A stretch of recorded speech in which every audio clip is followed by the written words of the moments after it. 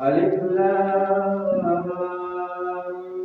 ميم صاد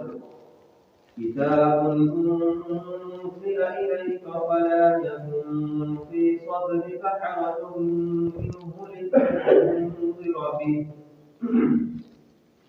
منه لتنذر به وذكرى للمؤمنين اتبعوا ما أنزل إليكم من ربكم ولا تتبعوا من دونه أولياء قليلا ما تذكرون وكم من قرية أهلكناها فجاءها بأسنا بياتا أو هم قائلون فما كان دعواهم إذ جاءهم بأسنا إلا أن قالوا إنا كنا ظالمين ولنسألن الذين أرسل إليهم ولنسألن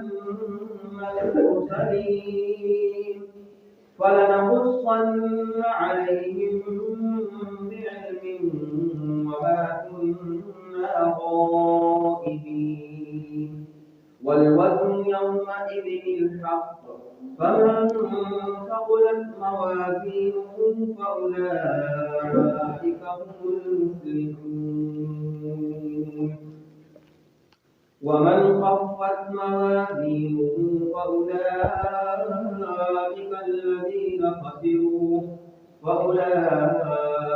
الذين خسروا أنفسهم بما كانوا بآياتنا يظلمون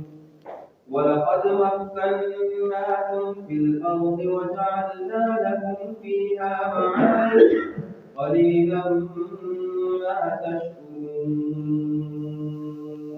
ولقد خلقناكم ثم صورناكم ثم قلنا للملائكة اسجدوا لآدم فسجدوا إلا إبليس لم يكن من الساجدين قال ما منعك ألا تسجد إذ أمرتك قال أنا خير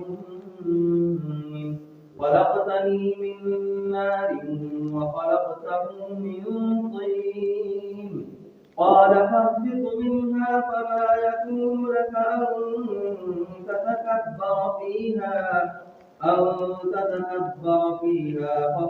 إنك من الصاغرين قال أنظرني إلى يوم يبعثون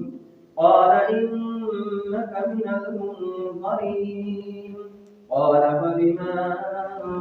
أغويتني لأقعدن لهم صراطك المستقيم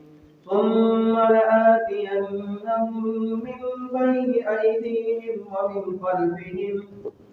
خلفهم وعن أيمانهم وعن شمائلهم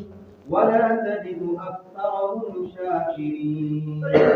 قال اخرج منها مذموما مدحورا لمن تبعك منهم لأملأن جهنم منكم أجمعين